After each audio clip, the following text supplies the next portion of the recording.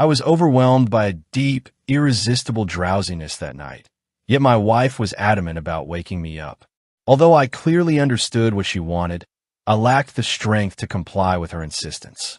In my exhausted state, I secretly hoped that somehow she would relent, maybe even leave me to sleep undisturbed. But she would not give me any peace. Before long, she reappeared carrying a glass of milk. "Drink this," she said, her tone firm, "and your sleep will vanish in an instant." I could hardly muster a response as I tried to explain. "Have some fear of God. I've been working all day, and I am utterly drained. I can barely keep my eyes open, and yet you persist in waking me. Wouldn't it be better if you also slept, so we both could rest?" Her face fell into a frown as my words sank in. I knew deep down that she did not appreciate my blunt tone and that this would soon ignite a quarrel. But I wasn't in the mood for any argument. Any disagreement would likely lead to a long, painful night of relentless bickering, something I simply couldn't bear. "I don't want the milk," I added, "nor have I listened to any of your requests. As for fulfilling your desires, I have been doing that for ages. Please let me rest now." At the sound of my words, tears welled in her eyes.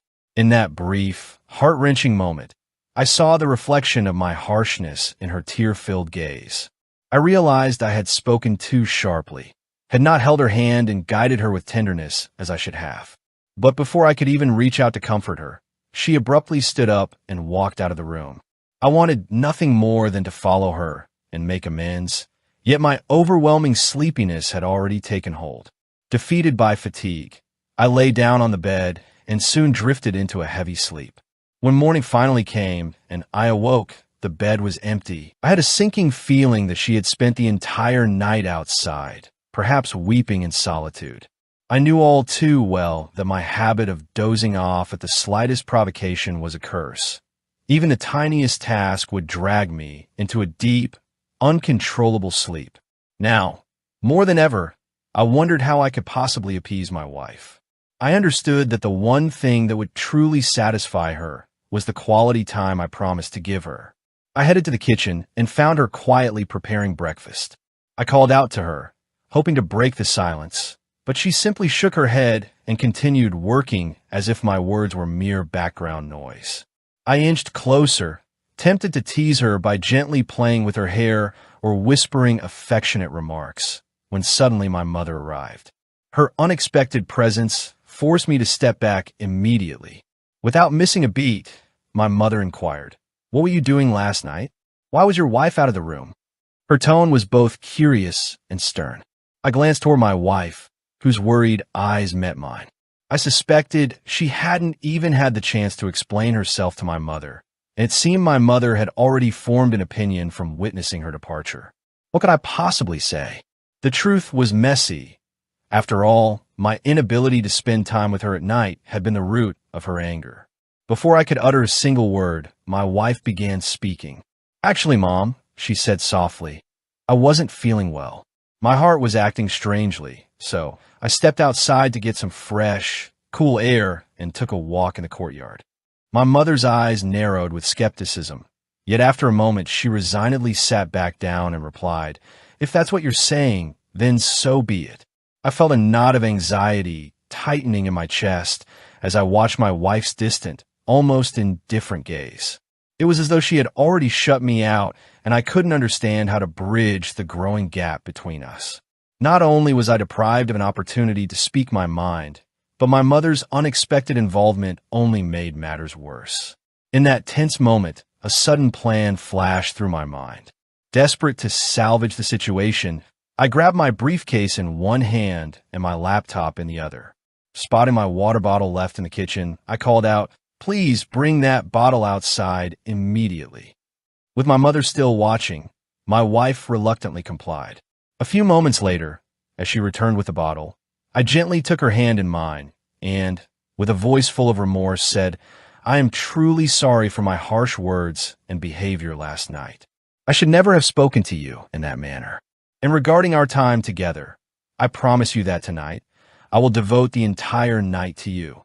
Her lips curved into a soft, forgiving smile, a smile that had always been my solace amid all turmoil.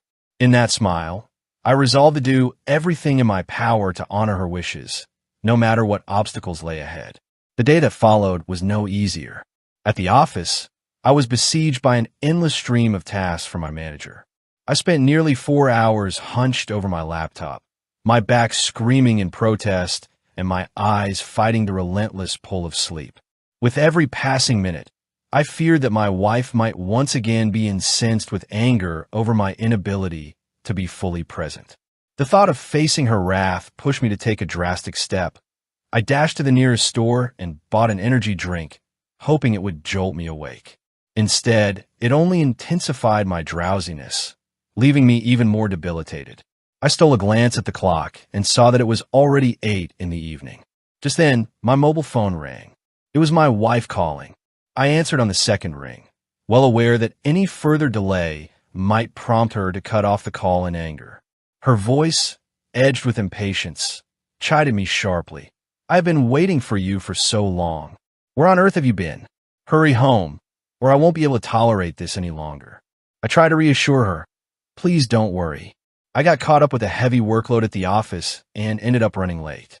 I'll be home in about an hour." Even as I offered these words, a profound dread began to settle in my heart. I was painfully aware that by the time I reached home, my wife's frustration might have deepened, and I would have little chance to make things right.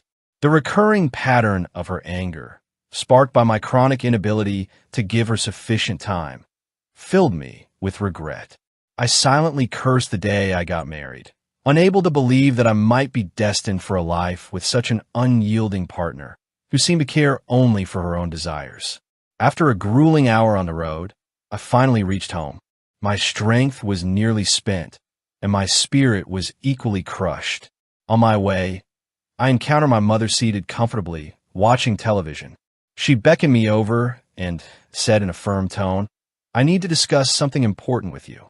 Before I could protest, she launched into a detailed recounting of the household expenses. My mind, however, was too preoccupied with thoughts of my wife to process any of her words. When I finally entered the room, I was momentarily stunned by what I saw. There, standing as if she had descended straight from the heavens, was my wife, more beautiful than I had ever seen her. Draped in an elegant red sari and adorned with matching red lipstick, she radiated an ethereal charm. I stood frozen, hardly believing that the same woman who had been upset just hours earlier could now appear so enchanting. Her shy glances at me stirred a deep remorse inside, and I feared that, once again, I might fail to meet her expectations. After a few moments of silent admiration, she softly, "How was your day at the office?" At that very moment, I was seized by an overwhelming urge to collapse into a deep sleep. My entire body screamed for rest. Yet, as I looked in her eyes, I knew that if I succumbed again, she would be heartbroken. "The day went well," I managed to say, "but I'm simply very tired." However, my words were met with a frown of disapproval. She reminded me in a gentle but firm voice, "Do you remember the promise you made this morning? You swore you'd spend more time with me tonight." Realizing the gravity of my mistake, I quickly nodded and replied, "Yes, I remember my promise, and I am determined to keep it. But please, allow me a little more time to rest. My back is in excruciating pain right now." Her face filled with concern. She knew all too well how often my back pain would incapacitate me, sometimes even robbing me of sleep throughout the entire night. Because of this, she couldn't possibly accuse me of merely inventing excuses. Worry etched on her features, she offered, "If you allow me, I'll get you a glass of milk. It might not only help ease your back pain, but also kick your sleepiness to the curb." At that moment, my primary objective was to keep myself awake, not just for the sake of my work, but more importantly, to avoid further upsetting the one person I cherished above all. I agreed without hesitation, and soon she slipped out of the room once again to fetch the milk. Left alone on the bed, I fought a losing battle against the relentless tug of sleep. My eyes grew heavier by the minute as I tried desperately to remain alert, but exhaustion eventually won its quiet war, and I sank into a deep slumber. When I awoke the next morning, the room was eerily silent and empty. With a heavy heart, I lowered my head into my hands, fully aware that, despite my best intentions, I had once again managed to upset my wife before even venturing out to look for her. In the quiet solitude of that early morning, I sat and mulled over my actions. How was I to mend the rift that had grown between us? Regret and frustration swirled within me as I recalled the events of the previous night.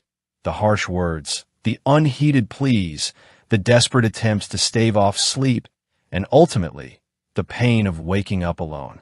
The realization was crushing. In my relentless pursuit of sleep and momentary relief, I had hurt the person who mattered most to me. I found myself questioning every decision I had made. Was it worth sacrificing our precious time together for just a few more moments of rest? The cost of my exhaustion, I now saw, was measured not only in lost hours of sleep, but in the widening gap between my wife and me. The more I dwelled on it, the more I understood that my constant fatigue and inability to control my impulses had turned into a recurring cycle of neglect and regret. As I sat there, overwhelmed by sorrow and self-reproach, I resolved that something had to change. I knew that true reconciliation would not come from empty promises or half-hearted apologies, but from a genuine commitment to be more attentive and loving. I began to formulate a plan to show her that I could rise above the exhaustion that plagued me and that I could truly honor the promises I made. I promised myself that tonight, when the clock struck the hour for our time together, I would set aside every distraction. I would be fully present, listen to her, and let her know how deeply I cared. I envisioned a night where we would talk, laugh, and perhaps even share tender moments that would heal the wounds of our recent conflicts. Though my body was tired and my mind clouded by regret, the thought of her radiant smile, so enchanting in her red sari, rekindled a fragile hope in me. Slowly, I rose from the bed and stepped into the quiet morning. The crisp air outside felt like a gentle reminder that every new day brought with it the opportunity for change. I took a deep, steadying breath and resolved to face the day with renewed determination. I knew the road ahead would not be easy. Reconciling with someone hurt by your words is a slow, painstaking process. But I was ready to try, ready to put in the effort to rebuild the trust and affection that had been jeopardized by my negligence. As I sat down with my phone in hand, I began composing a heartfelt message, a message meant to bridge the gap between us. In that message, I poured out my remorse for the harsh tone I had used, acknowledged my shortcomings, and promised that I would work every day to be the husband she deserved. I understood that words alone might not mend our wounds, but they were a start, a fragile, yet essential bridge over the chasm that had grown between us. Even as the morning unfolded in silence, I clung to the hope that tonight would bring a fresh start.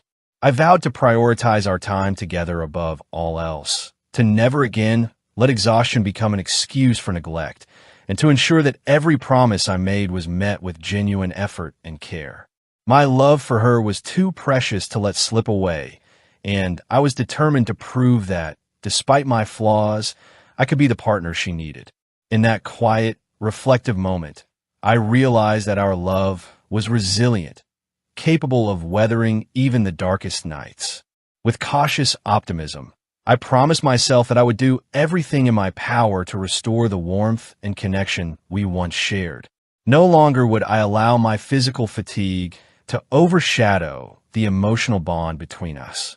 Instead, I would strive to be present, to listen, and to nurture the relationship that was the very foundation of my life. Thus, as I stepped out into the new day, my heart heavy yet hopeful, I carried with me the resolve to mend our fractured bond.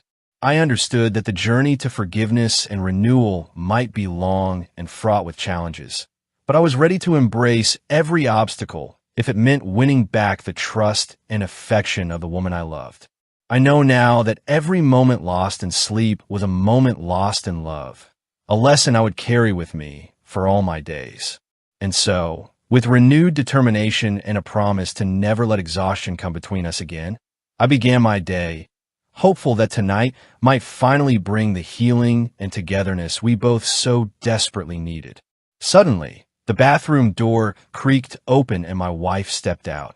What struck me most in that unexpected moment was the gentle smile that had spread across her face, a smile so uncharacteristic that it stirred both my curiosity and apprehension. I found myself wondering, almost in disbelief, what could have transpired during the previous night to bring about such a change in her demeanor. Despite my desperate attempts to recall every detail of the events that had unfolded, nothing concrete surfaced in my memory. It was as if the night had slipped away into an impenetrable fog, leaving behind only this baffling brightness on her countenance. I mulled over the possibility that there might be an underlying reason for her cheerfulness, perhaps a hidden joy or even a repressed anger waiting to burst forth. The thought that her smile could be concealing deeper emotions made me hesitant to approach her directly. I wanted to ask her about the cause of her apparent happiness, but an inexplicable reluctance held me back. In that suspended moment, I believed that if I pressed too hard, she might soon let loose a torrent of feelings that I was not prepared to face. Before I could form a question, my wife's soft voice interrupted my spiraling thoughts. "How is your back pain now?" she asked, her tone carrying both genuine concern and a hint of insistence. Startled from my reverie, I quickly nodded and reassured her that I felt perfectly fine, an assurance that came more from habit than conviction. With that, she fell silent, drifting over to the dressing table, where she began to comb her hair with deliberate care. I sat there, silently studying her face, trying to decipher whether her smile was an expression of affection, a cover for silent reproach, or perhaps an attempt to remind me of my shortcomings without uttering a single word. For several long minutes, she paced about near me, moving items from one spot to another in the room as if trying to create some kind of order from chaos. I was too intimidated by the heavy atmosphere to ask her outright, "Why are you doing all this?" Especially since I remembered that the previous night, my careless actions had dampened her mood considerably. I couldn't even recall the exact moment when she had changed her clothes or retired for the night. The memory of that night was fragmented, leaving me grasping for explanations that might now bridge the gulf between us. After what felt like an eternity of unspoken tension, she broke the silence by announcing, "I've prepared breakfast for you. Please come out and eat." I had assumed she had only recently awakened and was now fresh, ready to start the day. Little did I know that she had been awake for quite some time, laboring over every detail of the meal in preparation for my arrival. I hurried to the table, still reeling from the inner tumult, only to be met by another unsettling sight. My mother was glaring at me with scornful, angry eyes. The intensity of her gaze sent a jolt of anxiety through me, as if warning me that something was terribly amiss. Glancing quickly at my wife, I began to suspect that she might have confided in my mother, perhaps complaining about my inattentiveness or my inability to keep her company during those crucial hours. In my mind, I started to weigh various ways to calm my mother's indignation. Yet, before I could even articulate my thoughts, my mother's voice cut through the silence. "Your habit of shirking work really does not suit you," she declared bluntly. In that moment, I felt as though the very heavens had come crashing down upon me. It was exactly the scenario I had dreaded. My wife, it appeared, had unwittingly orchestrated this outcome. Without a word, my wife shot me a meaningful glance and signaled me to return to the room, her expression implying that further discussion would only exacerbate the situation. Reluctantly, I abandoned the table and went back inside without having tasted the breakfast.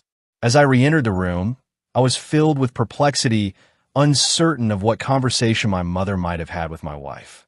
Minutes later, my mother reappeared in the room, her tone now laced with accusation. "I have figured out," she announced. "I now know why you don't have children. It's because you never give your wife any time at all." I immediately shook my head in vehement denial, stammering, "No, Mother, that isn't true at all." But my protest fell on deaf ears.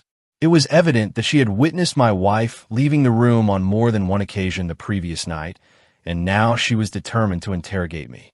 I felt completely overwhelmed and utterly unable to satisfy her barrage of questions.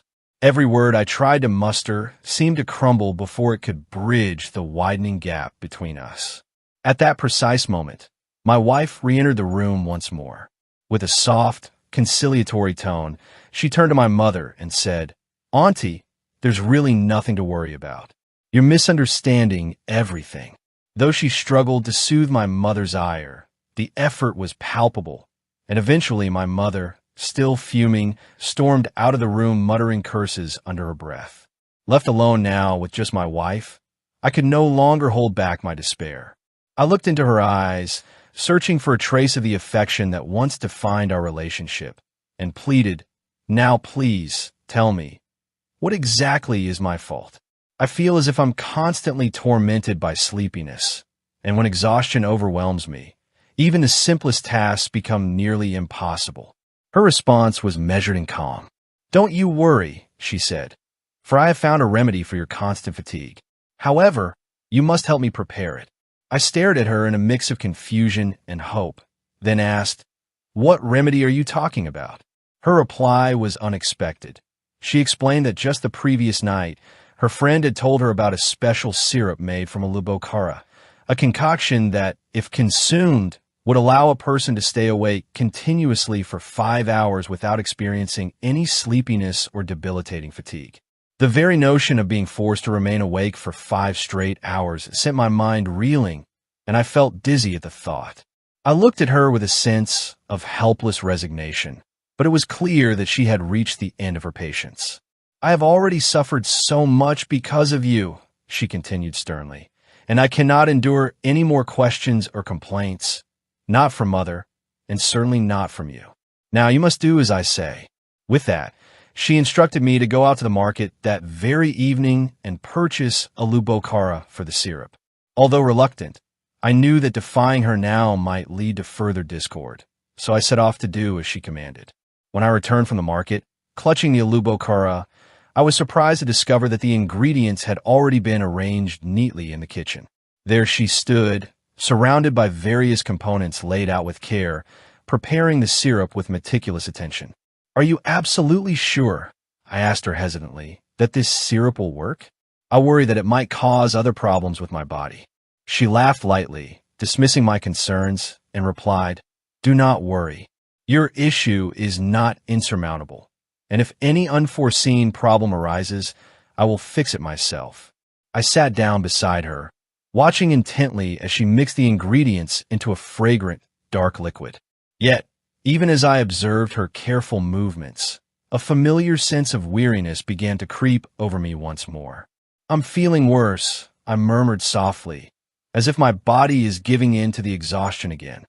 She paused for a moment, her face tightening into a brief grimace, and then said reassuringly, "Fear not. For the next 2 hours, you may feel the effects of fatigue, but as soon as I have administered this syrup to you, you will feel revitalized, strong, and alert once again." Her conviction and the passion with which she spoke convinced me that she had placed immense faith in this remedy. A few moments later, she added that her friend's husband had once suffered in a very similar way. He would never pay her enough attention and was always too distracted by his own affairs. But after he began drinking this syrup regularly, he transformed into a calm, attentive partner. I could not help but feel a twinge of sympathy for him, though I carefully kept those thoughts to myself. I knew better than to risk provoking her further by comparing our circumstances. After a bit of back and forth, she finally completed the syrup and set it aside. "Now," she instructed firmly, "we must leave it undisturbed for 2 hours.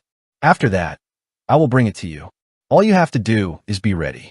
I nodded quickly, grateful for the opportunity to retreat back into the quiet of our room and prepare myself for the next phase of our plan. As soon as I settled back onto the bed, within a mere 2 minutes, my heavy lids began to close. I felt sleep tugging at me again, and despite my resolve, my eyes started to droop. In the midst of this drowsy haze, I could faintly hear my wife's voice from somewhere in the distance, a soft murmur that was both comforting and disconcerting. Suddenly, I felt a forceful jolt on my shoulder. Startled awake, I sat up abruptly, and the sudden movement caused a sharp pain to flare up in my already sensitive back. Seeing my distress, my wife spoke urgently. Just bear this pain one last time. After you drink the syrup I have prepared, all your aches and pains will vanish for good. With that, she presented the Alu Bokhara syrup to me. For reasons I cannot fully explain, a wave of apprehension washed over me as I stared at the dark liquid. I was anxious that her remedy might not only fail to cure my fatigue, but could possibly lead to another affliction. Nonetheless, under the combined pressure of her gentle insistence and the watchful, disapproving glare of my mother, who had re-entered the room, I reluctantly accepted the syrup and took a small sip. Almost immediately after drinking it, I felt a remarkable change. The overwhelming drowsiness that had plagued me seemed to evaporate, and even the persistent pain in my back began to recede until it was barely noticeable. Although relieved, I chose not to mention this sudden improvement to my wife, instead explaining that the effects might need a little more time to fully manifest. It will take a bit of time to work completely, I told her. Now, please go and bring me some food. I'm starting to feel hungry. I had planned a special surprise for her later that evening, and I did not want my current state to interfere with my plans. Her face lit up with a bright, genuine smile as she teased. See? I told you so. I even said that you'd start feeling hungry because of it. She confirmed that the syrup was indeed beginning to work, and watching her laugh so merrily made me smile in return. In that shared moment of levity, it seemed as though the miraculous remedy had already begun to heal not only my body, but also the strained edges of our relationship. Soon after her cheerful interlude, she excused herself from the room, leaving me with my work. With newfound energy, I turned my attention back to the tasks I had long abandoned, tackling them with an enthusiasm that was both surprising and welcome. Hours passed in what felt like moments, and I was deeply absorbed in my work, an activity that I had once been incapable of pursuing because of constant fatigue. Later that evening, at around 9 o'clock, my wife returned once more. Seeing me diligently focused on my work, her eyes softened and a gentle smile played on her lips. She then gathered several canvases and paintings from the room and approached me with a tender request. Come, quickly finish this painting. I had nurtured a lifelong passion for painting since childhood, and some time ago, I had even begun a portrait of my wife. Unfortunately, my chronic exhaustion and unrelenting back pain had previously prevented me from completing it, causing her frequent disappointment. Today, however, I felt determined to finish what I had started. That very day, she had insisted on having another portrait done, this time of herself dressed in a vibrant red sari. Despite my initial reluctance due to overwhelming tiredness, I eventually found myself seated before the canvas, brush in hand, ready to capture the essence of her beauty. As I worked, I could almost forget the hardships of the previous night. Instead, I felt a renewed sense of purpose, as if every stroke of the brush was a step toward mending the delicate bond between us. In the days that followed, an almost imperceptible but deeply significant change began to take root in our lives. My wife no longer expressed the same complaints of neglect that had once driven a wedge between us.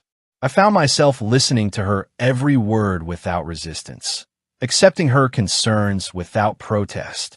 Even my mother's incessant criticisms gradually faded into the background, and I began spending more quality time with both of them. The dark, weary evenings of my past were replaced by days filled with promise, creativity, and, most importantly, love. Reflecting on these events, I realized that the transformation in my life had been nothing short of miraculous. Where once I had been a slave to fatigue, sleeping through long stretches of the day, or existing in a constant state of lethargy, I was now energized and alert. The mysterious Alu Bokhara syrup had not only alleviated my physical exhaustion, but had also rekindled the spark in our home. All the worries and burdens that had weighed me down seemed to have been swept away, replaced by a harmonious sense of balance and joy. Less than a year later, as if fate itself had chosen to reward this renewal, Allah blessed us with a daughter whose beauty was likened to that of the moon. Her arrival completed our family and filled our lives with an abundance of love and contentment that I had never known before. It was as though the syrup had worked not only on my body, but on our entire household, restoring everything that had once been lost. Looking back on that fateful period, I have come to understand that sometimes the most unlikely remedies can bring about the greatest changes. The events of that day, marked by a perplexing smile, tense family exchanges, and the bold promise of a magical syrup, taught me that even in moments of despair, hope can blossom. I learned that the care and persistence of a loved one can transform pain into healing and neglect into nurturance. Now, as I go about my daily routine, I no longer take for granted the simple yet profound acts of kindness, a lovingly prepared meal, a sincere conversation, or a miraculous drink that restores not only the body, but also the spirit. Each day is a reminder that love, when combined with genuine effort, can mend even the deepest rifts. I am forever grateful for the day I discovered that even the smallest remedy can lead to the most remarkable recovery. Thus, with a heart full of gratitude and renewed determination, I now embrace each morning with hope and purpose. I strive to balance my work and health, to listen to the needs of my dear wife, and to cherish every moment we share as a family. The memory of those challenging hours has become a turning point in my life, a testament to the power of resilience, love, and a little bit of magic.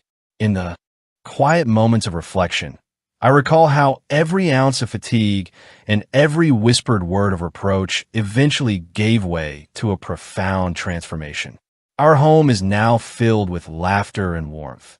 The scars of the past have healed, and a sense of tranquility pervades every corner of our lives. I continue to nurture the bonds with my wife and family, knowing that our shared strength and determination will carry us through any storm that life might bring. This journey from relentless exhaustion to newfound vitality has taught me that change is possible even in the darkest hours. It is a reminder that sometimes the remedy we need is hidden in the simplest of gestures, a gentle smile, an unexpected act of care, or a recipe passed down by a friend that seems too good to be true. And indeed, it was that very remedy which not only restored my strength, but also rekindled the love and understanding between us. Now, as I look upon my daughter's radiant face and my wife's serene expression, I am filled with an overwhelming sense of gratitude. The hardships of the past have given way to a future brimming with promise, and every day is a celebration of life renewed. I cherish the lessons learned on that unforgettable evening, knowing that the magic of small, caring acts can transform a life and a family forever.